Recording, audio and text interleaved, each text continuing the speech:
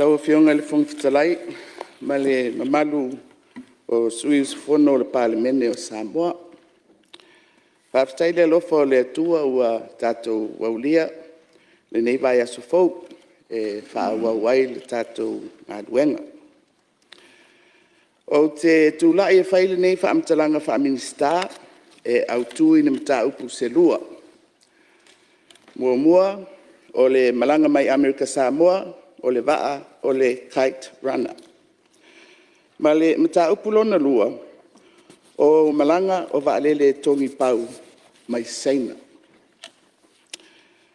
O le waa o le kite runner, na taunu mai le wafu I matautu le asolofu luono o aperila.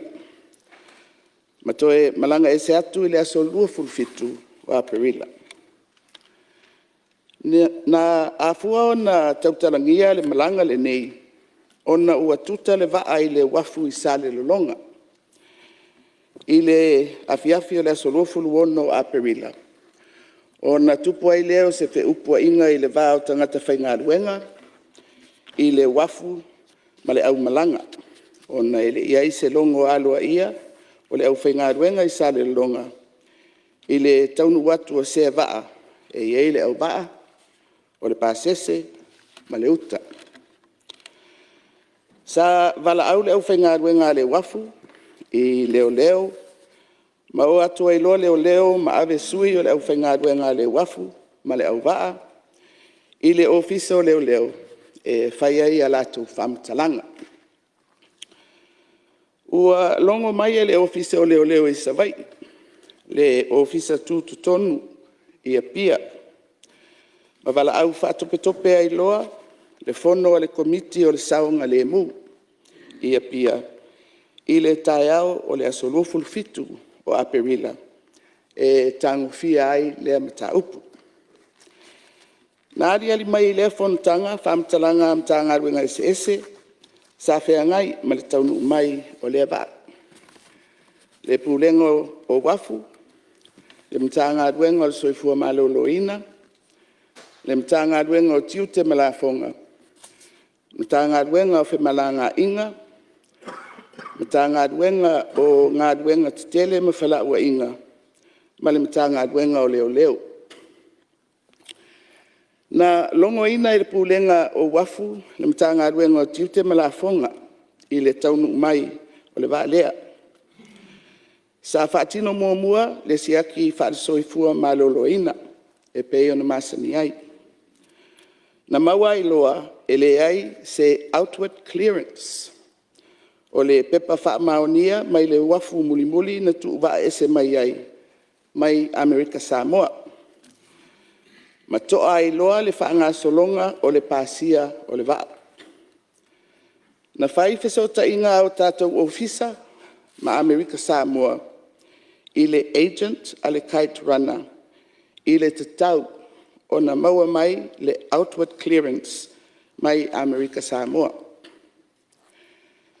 Sa awina mai le pepa mai Amerika Samoa I se imeli ma faaauau siaki ma kilia masani e au fia ai ma le ulu fale mai e le ngata o le waa a o tangata I Samoa. Na tuina atu e le ofisa o femalanga inga le permita faaauau, cruising permit, mo le waa. O le permita e na o le faaauau ai le tuta ini wafu. O I tu ainga permita masani ia e ave I waa whaila e taamilo I o tātou o ngā sami. Na maua whamatalanga ale au waa, o le latou whamoemoe, e avea mo li whanua, e piki ai le au malanga mai tutuila, na whelelei mai ma faaauau ai I sale lolonga, e auai I se faalavelave. E whete na I le whamoemoe, ma le permita faaauau, na ave I le waa, e le matagaluega o femalagaiga. Mulimuli ane I le asolofu fitu o aperila, ae toe whaapopo mai le permita mai le matagaluega o felauaiga, e mawhai ai ona tuta le waa I isi wafu. Na fesilingia le ofisa o loia sili. Ini whaasalanga po ni molianga, moli nei mataupu. Ai whaalia le taofi o le ofisa, ua tautua o penga, sea fuafuanga, ona na whaatanga le ulufale o le waa, e o tātou pulega ese. Nā ali mai foi, i le lipoti au te tele, a le ofisa o leo, na whātau atu le nei mataupu e le ofisa o le Minisita faalaauiloa i le pulega o wafu, i le fiamalanga mai o le kite runner, i le aso 20 o Aparila, luafe 23. E ui le tele o lape o le nei mataupu, i le whaangasolonga o ala o mea. E manino na whaia le suesuenga a le ofisa o tiute malafonga, i tonu o le waa, e whaamautinoa ai uta o au mai ai. O le uta, ua na o tā umawhatu ai samasani mō faalauiloa. O le popolenga i le nei tu ainga mataupu. O le ulufale mai o waa i o tātou o ngā sami, ma pā ia o tātou lau whanua ini awala ma whainga whaasolu la whono. E ono whi avea iai o loa e pei o whala au whasaina, mani au penga malosi. Ia manisi lava o loa, e tatau o na whaulufale aloa ia. O le tu lea o te manatu ai, e whaamawina le nei whaamatalanga, ai mai se le mauta whono o le atunu.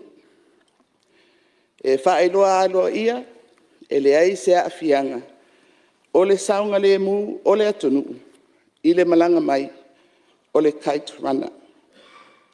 O lape, o le whaangasolonga o le malanga mai o le vaalea, e toe whaamanatu ai, i le au whainga luenga, ma mautofi o le malo, le tino u, ma le whaamaoni, i le faatino tiute ma matafa ioi, i ala o mea ua whaaturangaina.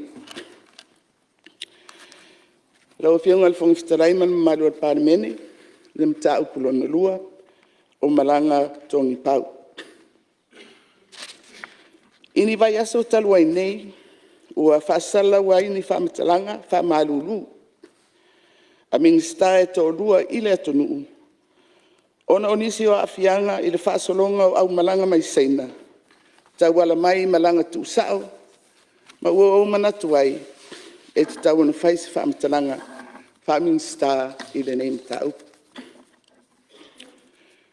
O le masina o me, whaasolo mai a Iuni. Na taunu mai eini malanga tu sao, chartered, e lua mai seina, e au mai ai Tagata Tafafao mai. O le vai le lua se lau le tolus fulu, e le tolus se lau pasese o malanga nei. O le nei tapenanga, o se au nanga se company tu maoti, o le Travel Focus, Hong Kong Limited. I le whaatinonga o le atau mawhainga, na langa ai whinangalo o le atunu. I le tu maoti o tu risi, Tagata Tafafao mai. E whaasanga i le pulega o Tagata Tafafao mai, i le matala, ma manino, le whaawaina o le tu ai ngā pisinisi, ma le maitawina, o le whasoata i tu sao, o le Travel Focus, ma le Samoa Royal Tours, e au noa ma le awa noa nisi pisinisi a ngafa ma le avea ino Tagata Tafafao mai Fafo. I le Malaysi ua fesilingia, le angawaa o le Samoa Royal Tours, o se company whetoalima vai aso talu ona le stala, a o e o le company o alo o se Minisita o Kapineta.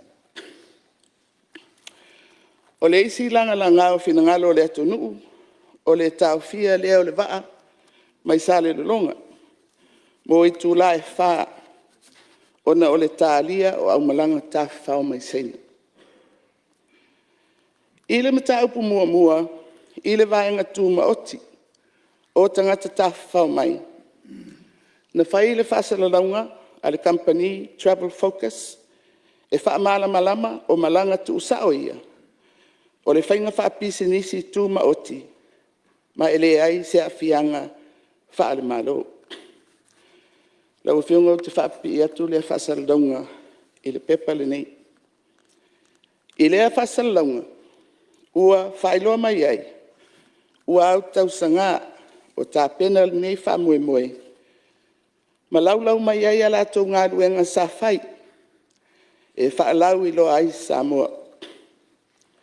O ia faalauiloa, sa la tō whatupeina, ma sa aua ia tu iai Minisita, ma sui o pulega o Tagata Tafafao mai Fafo. O loo tau ai foi o nei tāpenanga uma, o se vainga tutu mamau, ala fionga ia la uli mali atoa le o tea pula teivao. Ma o le tōwhia o le Royal Samoa Tours, e vaia ma aveai au malanga mai seina, o le lātou lava whiriwhiringa, ona e iai le lātou whaatuatuanga i lea company. O le mataupu lona lua, o le tauwhia o le malanga o le waa mai savai, e tālia le au malanga mai seina.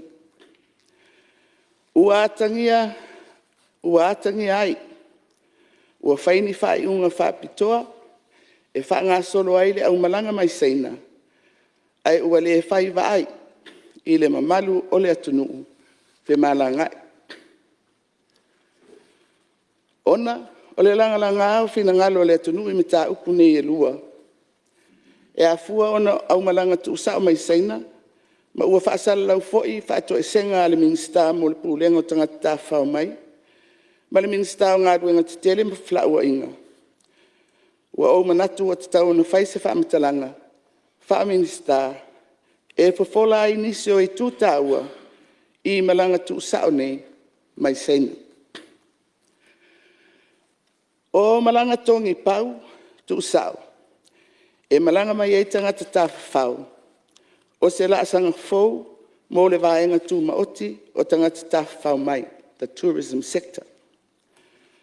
O le malanga mai o Tagata Tafafao mai seina, o se marketi fou lea mo le vaenga tu maoti o Tagata Tafafao mai.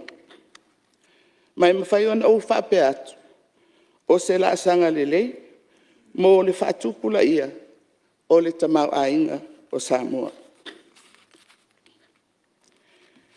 I le whaasalalaunga le travel focus, lea ua whaapi atu le nei whaamatalanga.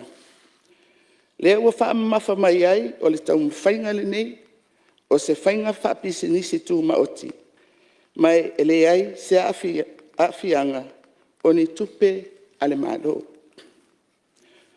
O loo au mai e foi, e talu mai le luafe se fulu wha, o lātou whaipaanga ma le pulega o Tagata Tafafao mai Fafo, mo le faalauiloa ina o Samoa i seina.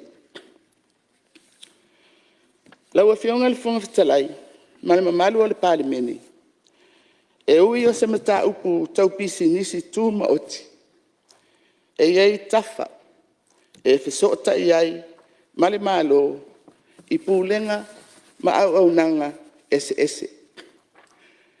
Ma o te fia oto atu e whapea. O le travel focus, na tō fia e le pulega o Tagata Tafafao mai, e whaima company e faalauiloa Samoa i seina maasia, i le amatanga o le tausanga nei, mo le ono masina, a o loo whaanga solo, le whaasalauina o le avanoa, mo se company, e faalauiloa Samoa i seina maasia, e peifo i o isi sui faalauiloa, i isi atunuu, ma isi tūlanga.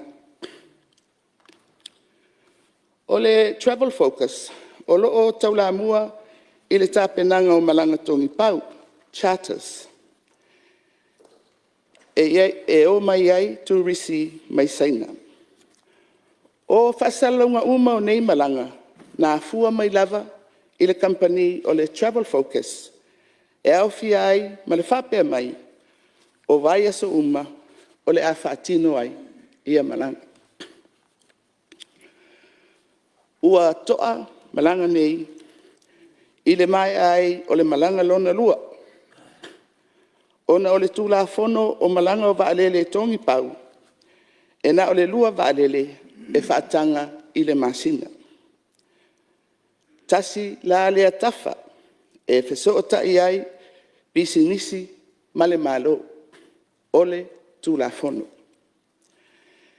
E fōlinga mai e le imana malama le travel focus i le tulafono. Ona ua tau fia ai ona sau le vaalele e toe whaafo i saina le au malanga lona lua. O malanga e lua e whaatanga i le tulafono. Na whaitau i le ulua i malanga mai, ma le malanga toe whaafo i o le au malanga mua mua. O le malanga toe whaafo i mua mua, na au mai e le au malanga lona lua. O le vaalele na fuafua e toe whaafo i e le au malanga lona lua.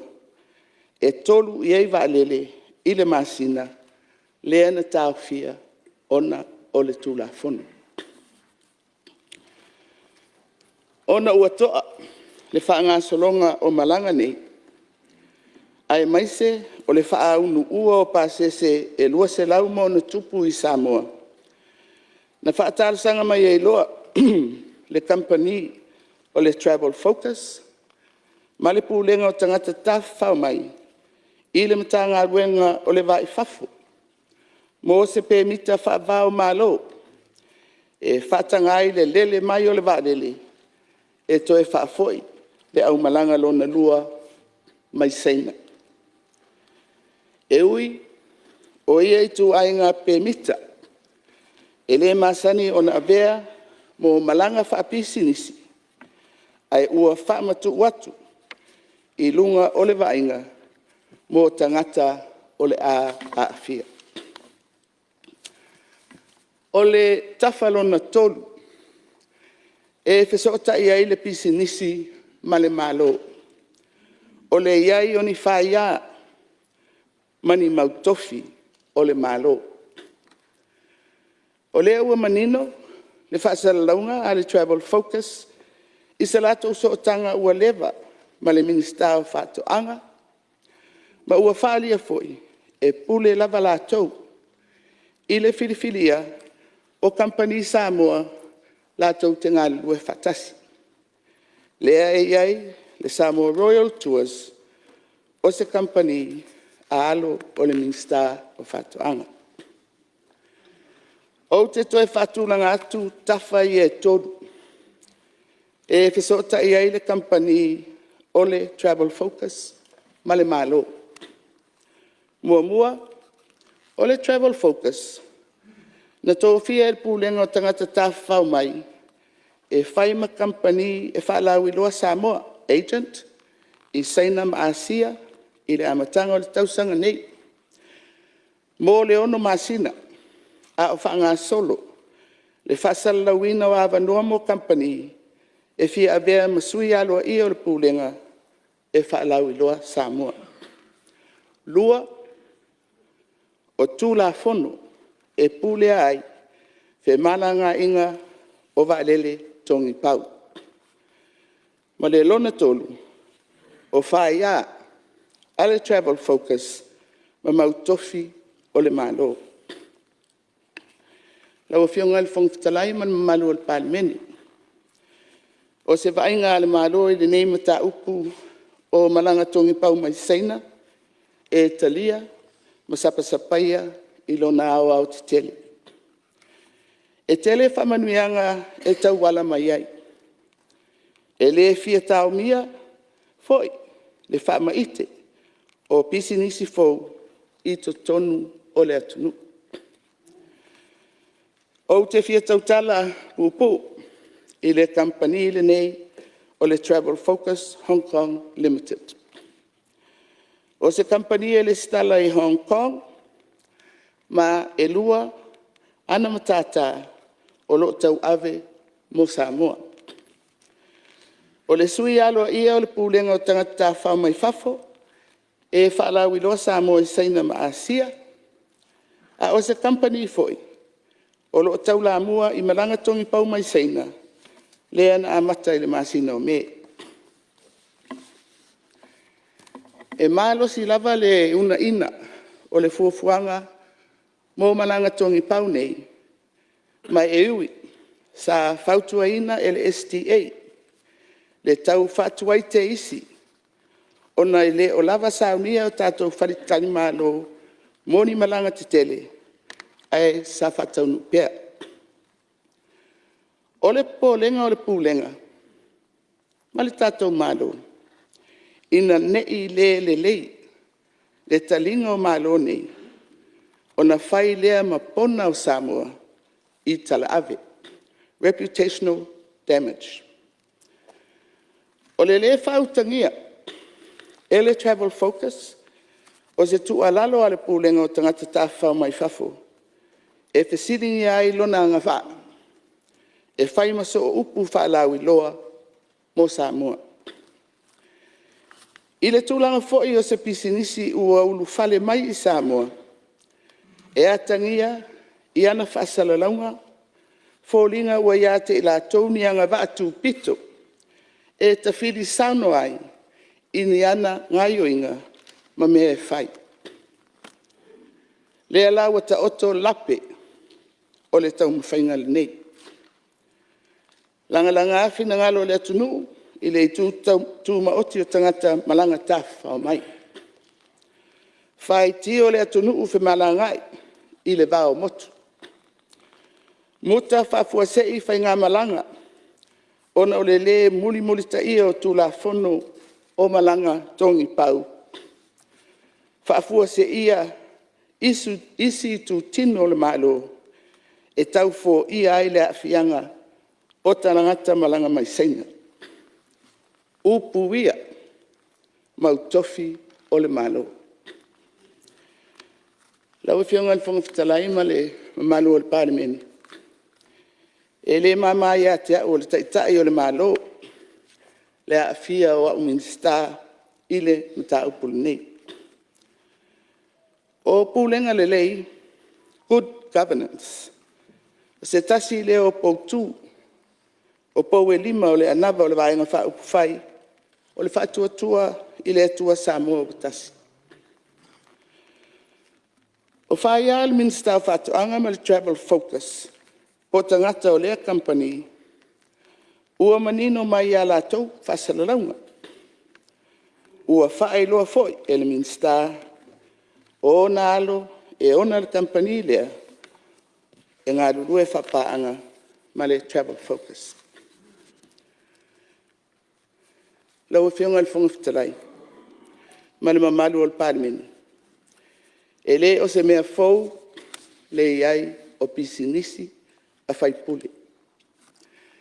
Ai peitai i le umia o tofi whaaauau, o le whainga whaavae, e solo muli ese whaipule mai a lātou pisinisi, ai tau ave a inga ma ia whaamautino ai, le tu vai o malosianga o tofi whaaauau, o le vasenga o whaipule po o Minisita, ma a lātou whaia whaapisinisi. Ai mai se ia le whaonga ina tofi e sa ili ai ni whamanuianga mo lātou lava. E tāua ia te au Minisita. E mo o mia le au wā. E tau ave le ngā ruenga whai whātasi a le kapeneta. Ai o te le fia pau ina foi. Le whainga whaapisinisi ua lewa o na whaavae. Ma ua whaase e faaauau e alo ma whanau. Ona ua umia tofi o le malo o tūlanga masani ia. Ai peitai. Ina ia faatino le amiotonu o te manatu ua le talafeagai le toe faaauau. Ele travel focus le avea ma sooupu faalauiloa mo le pulega a Tagata Tafafao mai. E awa noa, o na whaauau pēr ma tawhaioi, whaakampani tau whemalanga ai, e pei o na tau lamua i malanga tongi pau mai seina. O se tūlanga le nei, e whaamautino ai le tāwa vai o le nei company mani fesota inga ma mautofi o le maro. E ui ua tele ia whaamatalanga ma tusinga. I lunga o whaasalonga ese me tā upu o whaalia i le nei tai au. Oute manatu laua fionga i le funga fitalai, ma le usu ngā whono a Samoa.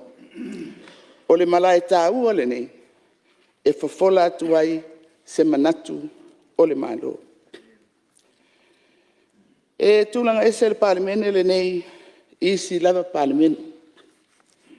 Ona sui uma, o matai Samoa. O le isi winga tausili, o le tātū maleanga nuu, e whafola i luma ma tā upu, e wheangai, maa inga, o nuu, ma tātou whaalapa pitonga. E whau mai nei mau, e tau momoli mai ai pulega lelei, i accountability, ma transparency, a o whaavae ua lewa ona tau ave e Samoa. Ma o le anganga au tūlena, o le nei whamatalanga. E whola i le mamea, ma tā upu tā ua, pe onga, e tūla i mai i le ataimi, ma le ataimi. Lau e whionga le whonga whatalai, ma le mamalu o le palemene. O ni lape, o ni amiotonu, o na se. O le tau aveina, o le taitainga o le atunuu, po o le momoliina o au nanga, e nofo i lunga o le ulu o le whainga malo. Ma e whaapea o na whaupopo atu i nisi, o whaamalu ulunga ala ukapeneta, i le atunuu, i mata upu nei ua langa mai. Ai o le whaamoe, a le atoatoa, faatoatoa. A le faatonu, a le tonu, faatonu. A se faasau. Lau whionga i le fungifitalai ma le mamalu o le palemene. Sa mātou whaamatalanga lea, ma le faalauiloa le tele. So i fua ma ia manuia e usu ngā whono a le atunu. Lau whionga le fungifitalai, tūla ea tu ma le faalauiloa. Ia. Wa leo te malama e Saunoa fa Minisita le fa in fela fo inga o tula ya. Ma fa lo tu sai tula fo tu mau. O le maut. Na ia fa ta tia lo wa fo no Saunoa le Fiame Naomi Mata'afa. Ma fa lo. Ia, fa tai o lewa. Tano lo fiona le, te le tu ngai. Ia, na wa Saunoa tonu lava tu lango Saunoa fa Minisita. Ia, ele mfai ona talnoina. Pitai. Ia, o iei tatu tu lafon tu mau, e whain whatu mai se lafo. Mtau sanga mai i le maota, e ia whatatia lunga lo a whono le Saunoa fa Minisita. Ia, lawa whionga le whonga whatalai, ia, toi whatu atu le lafo. E na ia whatatia lo a whono Saunoa le Fiame Naomi Mata'afa. Whalua, le Minisita whatoanga whainga whaiva, Minisita o leo fo pui fa per sui fa sale anga numero 5 fa per sui sot poitea ia fa per le sui o faleata numero 4 sili pa fa maunia lafo o fina ngalo esa no mali yoe a wese le ai ua manu malo le yoe ia o le la patatia le Saunoa fa Minisita le Fiame Naomi Mata'afa Palemia ile la lo afono ma fa tu langa i lo sia so e tala no inai